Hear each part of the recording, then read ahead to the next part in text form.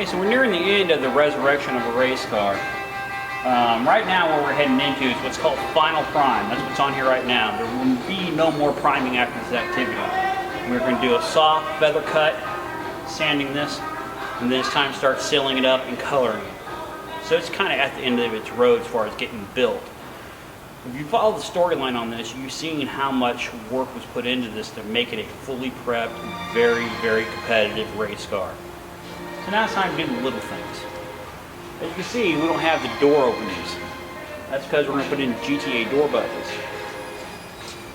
I do like the GTA door buttons. I want to make that perfectly clear. But what I want to make even clearer is pay attention where you're getting them from. Some of them are absolute garbage and they fall apart really easy. The construction of some of them is really, really poor. In this particular case, we happen to have a real set of GTA door buttons, which are infinitely better than some of the reproductions that are out there right now. Can you tell I'm not really a big fan of some of the reproductions? They're cheap. They cost a lot, but they're cheaply made. Okay, so on our Resurrection of a Race Car project, we are starting to put the door buttons in. Now this isn't exactly a straightforward process. What you have to do here is you have to fabricate the actual mechanism that releases the door as well. So we're fortunate enough to have actual GTA door buttons. To a degree, it's somewhat blasphemous to have these on a car that's not an actual GTA. But the point of this exercise is we do have them and we're going to use them. The reason we're using these versus using the reproductions that are out there is because these are superiorly made over those in every conceivable way. We've had some of those reproductions literally fall apart when we put them in because the retainers and everything were fairly cheap hardware and they would just fall apart. Yeah, I'm not terribly impressed with some of them. Since then, we've seen some that have come out that are not of the same manufacturer that are pretty doggone good. So do your homework. Anyway, so the original GTA ones have a notching on both sides that centers it so when you're on here it can't rotate. Reproduction ones only have one notching. Not that that's much of a thing. But the other thing I really am not a big fan of in either case is how they expect you to be able to come down onto the striker itself. The originals have a nice rounded slotted head bolt. The only problem with this is fairly soft metal. So what I'm going to do is I'm going to make this out of a hardened steel and I'll create the same rounding on the lathe. That way I don't have to worry about this breaking or wearing out anytime soon. But other than that, I do like these. I like this a lot more than production, and I certainly think it gives the car a little bit of cooler effect versus traditional door pulls, which always over time hyperextend the metal and distort it. Just food for thought.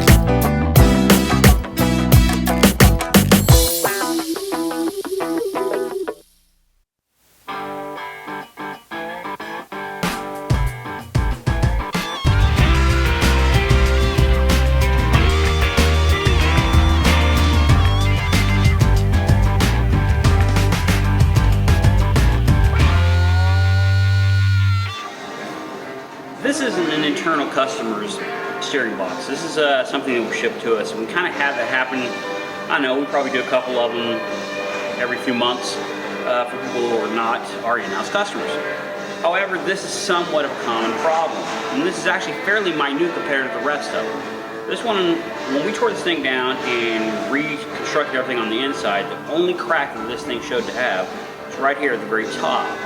Usually, we'll find them throughout the box, and sometimes it is repairable, sometimes it is not. What is it that I mean by that? Well, here's my hook.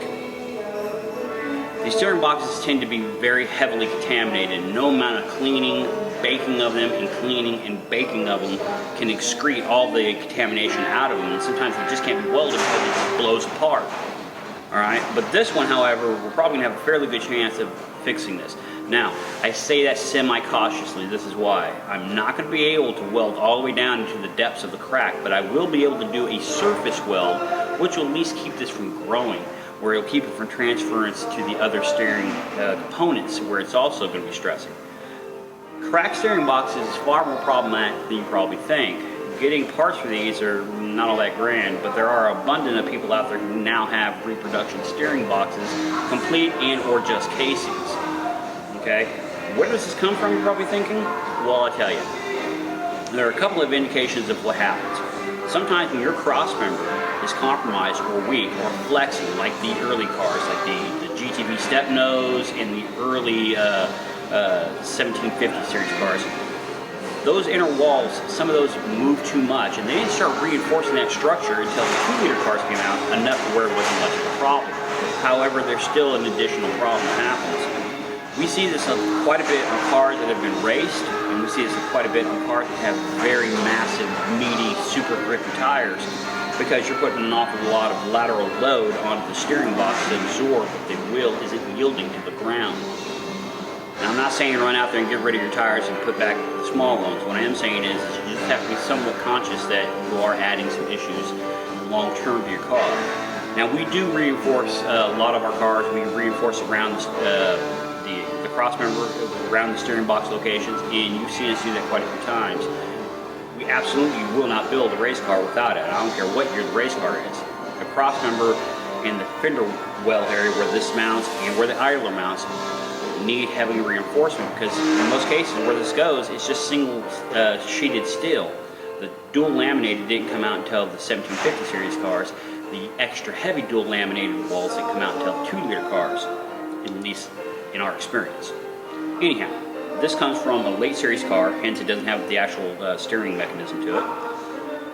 And the only crack whip valve is right here. Again, my repair is not going to be deep. It's only going to be semi-superficial, but at least I'm bonding this area of the box where it can't continue to grow and crack. You should check it out. It's not that uncommon.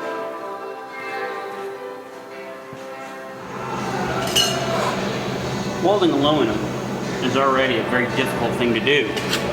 Welding contaminated aluminum is even more difficult to do. Trying to get a high penetration weld on a steering box that is old, next to impossible.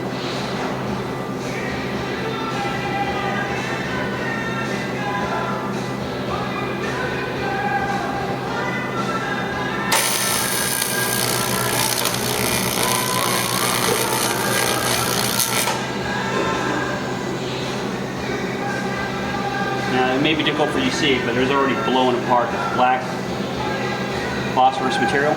That is aluminum that's exploding because it's contaminated. Worst thing I can do is try to keep chasing it. I'm not going to even try. I have some aluminum right here. Now, mind you, I've already cleaned this box several times.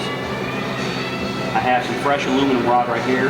I'm just going to go with a little more, blow it out, and be done with it. That is all you can do.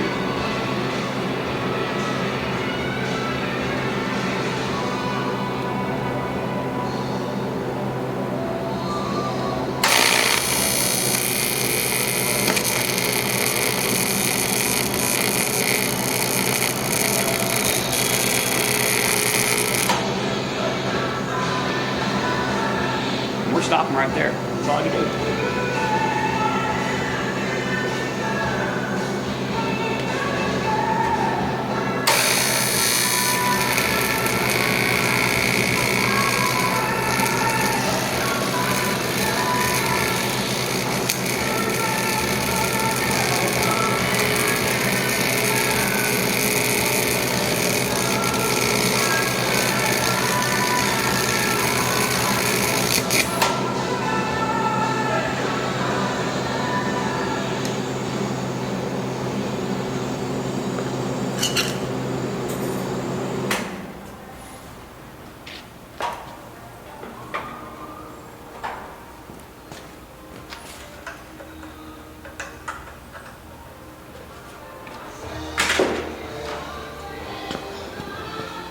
file off the excess, and that's all I can do.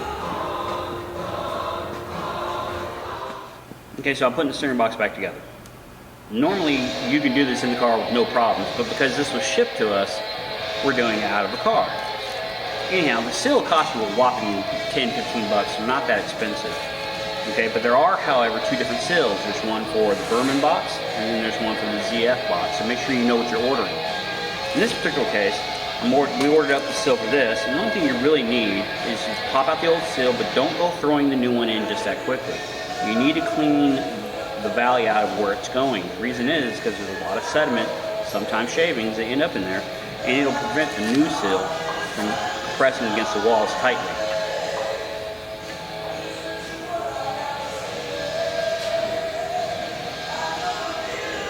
In this particular case, I have a lot of debris that has accumulated in the bottom of this box over the years.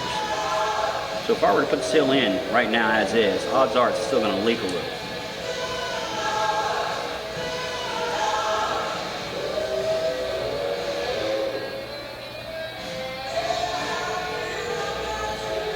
Now, if you think about it, the only thing we've really done is we tore the box down, we inspected it, we found a few problems we needed to correct, and we welded up one crack. I didn't weld that crack up for trying to make it a strengthened area. I welded it literally just to keep it from spreading. I've never found, even with the most skilled aluminum welders, a surefire way of making this completely strong again.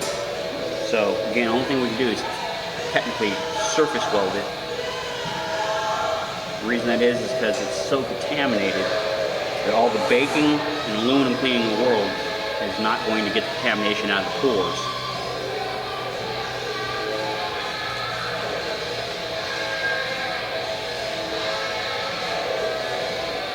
There we go, that's that.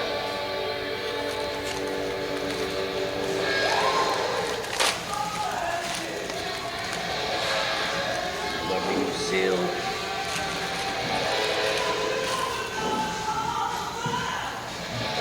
Fitting it down around carefully. 30mm socket.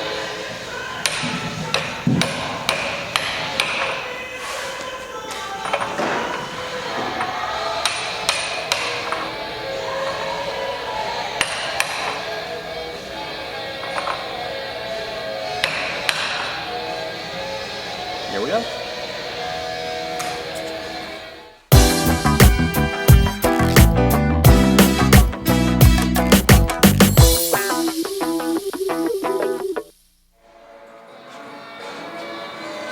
This is our hole punching kit. We use it to make gaskets. We use it for a lot of various things. It cuts through leather very well, cuts through rubber, even steel if necessary. So anyway, that's about it. Every 5 inches or so, you have air holes. Your door gaskets will be much easier to use. Okay, so we have holes that we have punched all along this, about every 5 inches apart.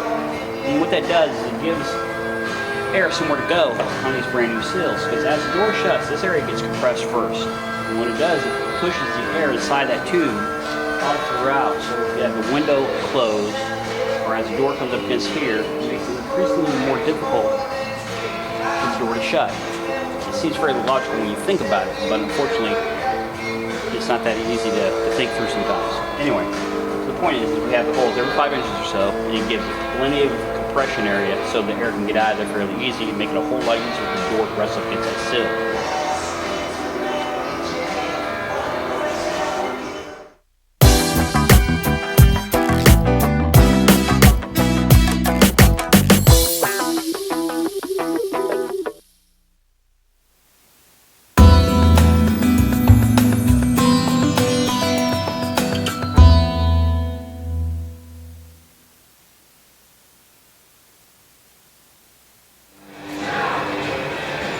Okay, so a lot of you have asked for an update on our GTA replica, and here's an update. Now that we've gotten everything in this car, we've also had to start engineering our way around a few challenges. Now, this is a Nord bottom end motor with a 155 head on top of it. The 155 motors were in transverse mounted cars, meaning they were front wheel drive and the motor turned this way. Where the challenge comes in is the water jacket is back here, so that nice aluminum block that you saw up on the back of that's something we had fabricated in our realm of people. And the piping comes around and underneath here. This is the water piping that's going to go back to the radiator. It's about the only big challenge you have between that and finding an oil return capacity underneath it, so when the oil comes up and saturates the top of the head, it can return back to the block. Those are only really the two biggest challenges you have, and they're not really that big a challenge if you know that they're there and you just need to come up with a way to resolve them. So what we ended up doing was we had a adapter on the back of this, which is where the water jacket's at, milled out. Then we had the piping, okay, pressed into it, aluminum welded, and it's all aluminum piping that's coming back to the water line. Now, because we're not using this style of injector system on this, these became available for us to drill, thread, and create hangers for our aluminum tubing. So that's basically what we've done. Now, we've also blasted this tubing because I wanted it to have similar texture to the actual casting that is on the actual intake itself. So once the intake is on and the air box is on, the premise behind having this match this is just purely aesthetics. I want it to be less noticeable. It's maybe it's a little overkill, I don't know, but the bottom line is when you got a car that's costing as much as this one does, you need to have the little things make a lot of sense.